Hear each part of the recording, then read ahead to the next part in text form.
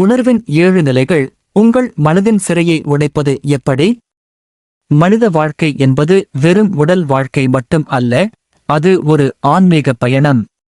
பண்டைய தத்துவங்களும் நவீன உளவியலும் நம்மை நோக்கி ஒன்றையே சுட்டிக்காட்டுகின்றன.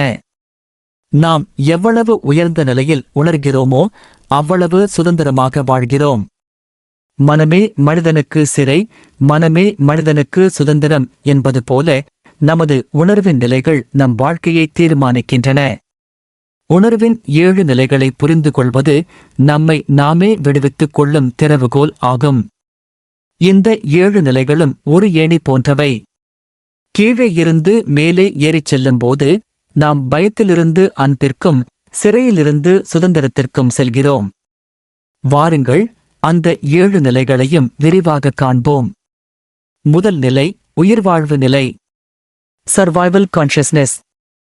இதுவே மனிதனின் அடிப்படையான, விலங்குகளுக்கு நிகரான நிலை. இந்த நிலையில் உள்ள மனிதனின் எண்ணம் முழுவதும் நான் எப்படி உயிர் வாழ்வது என்பதையே சுற்றி வரும். உணவு, உடை, உறைவிடம் மற்றும் பாதுகாப்பு ஆகியவையே அவரது முக்கிய தேவைகள். இந்த நிலையில் மனிதன் பயத்தால் நிரம்பியிருப்பான். நாளை என்ன நடக்குமோ என்ற அச்சம் அவனை ஆட்கொண்டிருக்கும். இது ஒரு தேவையின் அடிமைத்தனம். பஞ்சம், நோய் அல்லது போர் போன்ற சூழ்நிலைகளில் மனிதர்கள் இந்த நிலைக்கு தள்ளப்படுகிறார்கள். இந்த நிலையில் இருந்து வெளியேறாவிட்டால் வாழ்க்கையில் முன்னேற்றம் என்பது சாத்தியமில்லை. இது மனதின் முதல் சிறைக்கூடம். இங்கிருந்து வெளியேற நாம் வளங்களை சேர்க்க வேண்டும், அதே சமயம் பொருளாதார பாதுகாப்பின் மீதான அதீத பற்றை விட வேண்டும். இரண்டாம் நிலை உறவு நிலை, ரிலேஷன்ஷிப் கான்ஷியஸ்னஸ். உயிர் வாழ்வதற்கான அடிப்படை தேவைகள் பூர்த்தி செய்யப்பட்டவுடன் மனிதன் அடுத்த நிலைக்குச் செல்கிறான். அது உறவுகள். இந்த நிலையில் யாராவது என்னை நேசிக்கிறார்களா, எனக்கு சமூகத்தில் மரியாதை உண்டா என்ற எண்ணம் மேலோங்கும். இது ஒரு முக்கியமான கற்றல் கட்டம். குடும்பம், நட்பு, சமூகம் என பிணைப்புகள் உருவாகின்றன. ஆனால் இந்த நிலையும் ஒரு சிறையாக மாறும் அபாயம் உள்ளது. மற்றவர்களின் பாராட்டுக்காக வாழும் நிலை, மறுத்து விடுவார்களே என்ற பயம், உறவுகளில் ஏற்படும் பிரச்சனைகளால் உடைந்து போவது போன்றவை இந்த நிலையின் இருள். நான் மற்றவர்களுக்காக வாழ்கிறேன் என்ற எண்ணம் படிப்படியாக சுய அடையாளத்தை மறக்கச் செய்கிறது. இந்த சிறையை உடைக்க மற்றவர்களின் எதிர்பார்ப்புகளுக்காக அல்லாமல் நம் மனசாட்சிக்காக வாழ கற்றுக்கொள்ள வேண்டும்.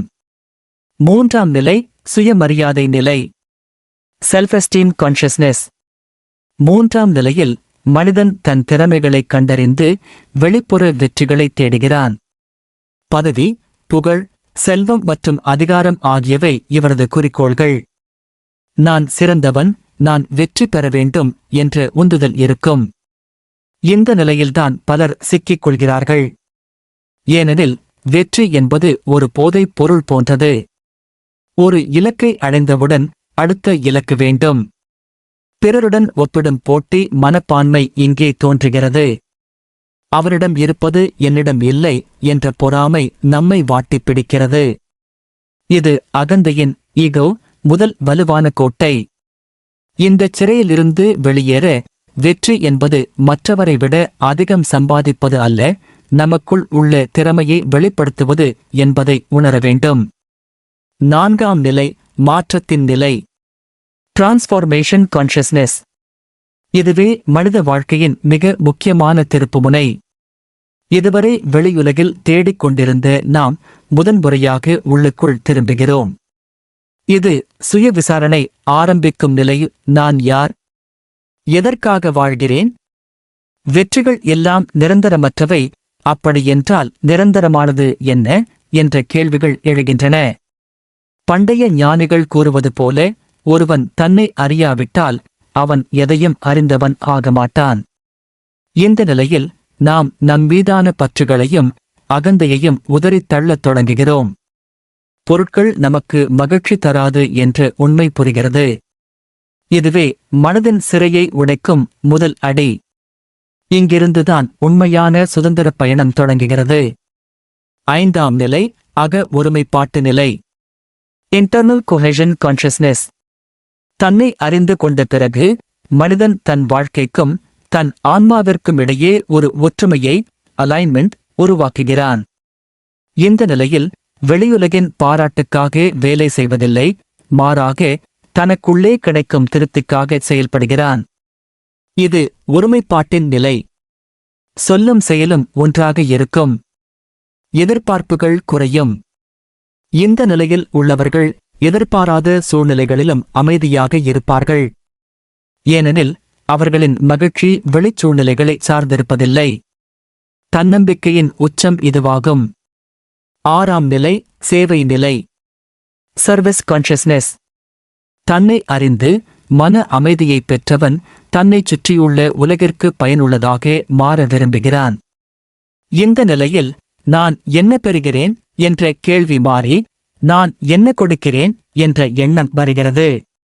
இந்த நிலையில் உள்ளவர்கள் பிறரின் வாழ்க்கையை மேம்படுத்துவதில் கருத்து வைக்கிறார்கள்.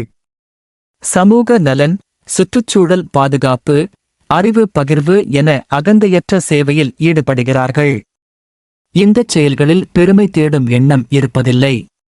கை கொடுத்து உதவுவதில் இருந்தே மகிழ்ச்சி கிடைக்கிறது என்ற தத்துவத்தை வாழ்ந்து காட்டுகிறார்கள். இது உண்மையான கருணையின் கம்பேஷன் வெளிப்பாடு. 7ஆம் நிலை முழுமையான ஒன்றிய நிலை. Unity consciousness. இதுவே உணர்வின் உச்சபட்ச நிலை. இதை ஞானம், மோட்சம் அல்லது நிர்வாணம் என்றும் அழைக்கலாம். இந்த நிலையில் நான் என்ற எண்ணமே மறைந்து அனைத்தும் ஒன்றே என்ற உணர்வு நிலவுகிறது. நாமும் இந்த பிரபஞ்சமும் வேறு வேறல்ல என்ற உண்மையை அனுபவபூர்வமாக உணர்கிறோம். மரம், மிருகம், மனிதன், விண்மீன் என அனைத்திலும் அதே ஆற்றல் விளங்குவதைக் காண்கிறோம். இந்த நிலையில் பயம் என்பதே இருப்பதில்லை. ஏனெனில் பயம் என்பது நான் என்ற அகந்தையிலிருந்து வருகிறது. அகந்தை அழிந்தவுடன் பயமும் அழிந்துவிடுகிறது. இதுவே மனதின் சிறையிலிருந்து முழுமையான விடுதலை பெறும் நிலையாகும். மனதின் சிறையை உடைப்பது எப்படி? சிந்தனைகள், தாட்ஸ். நாம் அனைவரும் 3வது நிலைக்கு கீழேயோ அல்லது அதிலோ சிக்கித் தவிக்கிறோம். மேலே செல்ல முடியாமல் தடுக்கும் சுவர்களை உடைப்பதற்கு சில வழிமுறைகள் இருக்கின்றன. உணர்தலின் சக்தி. Power of awareness. சோகஸ்மைலி. நாம் எந்த நிலையில் இருக்கிறோம் என்பதை அறிவதே முதல் படி. நான் இப்போது பயந்து கொண்டிருக்கிறேன், இது என் உயிர்வாழ்வு நிலையின் பயம் என்று சுயமாகச் சொல்லிக் கொள்ளுங்கள். பிரச்சனைக்கும் உங்களுக்கும் இடையே உள்ள இடைவெளியை கண்டறியுங்கள். அந்த இடைவெளிதான் சுதந்திரம். பற்றறுத்தல், டிட்டாச்மெண்ட். சோகஸ்மைலி பொருட்களின் மீதும் புகழின் மீதும் உள்ள பற்றைக் குறைக்க வேண்டும். இதற்கு இதுவும் கடந்து போகும் என்ற மந்திரத்தை மனதில் நிறுத்த வேண்டும்.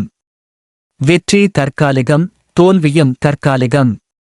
நிரந்தரமானது நம் ஆன்மா மட்டுமே. மன அமைதி மற்றும் தியானம். மனதின் சிறை என்பது நம் எண்ணங்களால் உருவானது. தியானம் என்பது எண்ணங்களை ஒடுக்குவது அல்ல, அவற்றை வெறும் பார்வையாளராக பார்ப்பது. எண்ணங்கள் வரட்டும் போகட்டும், நாம் அதில் சிக்கக்கூடாது என்ற பயிற்சி மனதை கட்டுப்படுத்துகிறது. கற்றலும் கேள்வி கேட்டலும். ஞானம் என்பது வெளியே இல்லை, உள்ளேதான் இருக்கிறது. ஆனால் அறிவை தேடுவதன் மூலம் நம் பார்வை விரிவடைகிறது. நல்ல நூல்களை படிப்பது, ஞானிகளின் வார்த்தைகளை கேட்பது நம்மை 4ஆம் நிலைக்கு, மாற்றத்தின் நிலை, தள்ளுகிறது. உண்மைகள், ஃபேக்ட்ஸ். மூளையின் அலைகள், பிரெயின் வேவ்ஸ். சோகஸ்மைலி உயிர்வாழ்வு நிலையில் பீட்டா அலைகள் அதிகமாக இருக்கும். பதற்றம். தியானம் மற்றும் உயர்நிலைகளில் ஆல்பா மற்றும் தீட்டா அலைகள் செயல்படுகின்றன. ஆழ்ந்த ஓய்வும் அறிவும். உளவியல் ஆய்வுகள் காட்டுகின்றன, சேவை செய்பவர்களுக்கும் பிறருக்கு உதவுபவர்களுக்கும் மன அழுத்தம் குறைவாகவும் ஆயுள் அதிகமாகவும் இருக்கிறது. இது 6ஆம் நிலையின் நன்மைகளை நிரூபிக்கிறது. வரலாற்று பெரியார்கள் புத்தர், இயேசு, வள்ளலார், ரமணர் போன்றோர் 7ஆம் நிலையை அடைந்தவர்கள். அவர்கள் எதிர்கொண்ட துன்பங்கள் அவர்களை அசைக்க முடியவில்லை, ஏனெனில் அவர்கள் மனதின் சிறையை உடைத்துவிட்டிருந்தனர். முடிவுரை. மனதின் சிறை என்பது இரும்பு கம்பிகளால் ஆனது அல்ல, அது நம் சொந்த அச்சங்கள், ஆசைகள் மற்றும் அகந்தையால் ஆனது. உணர்வின் 7 நிலைகளில் ஏறிச் செல்வது என்பது நாளைய பிறப்பிற்காக காத்திருப்பது அல்ல, இன்றே நம் வாழ்க்கையை சுதந்திரமாக்குவது. நினைவில் கொள்ளுங்கள், நாம் எந்த நிலையில் இருந்தாலும் அடுத்த நிலைக்குச் செல்வதற்கான வாய்ப்பு நம் விரல் நுனியில் இருக்கிறது. அதுதான் நம் தேர்வு. சிறையின் கதவு திறந்தே கிடக்கிறது, நாம் வெளியே வர வேண்டும் என்ற முடிவை மட்டும் எடுத்தால் போதும்.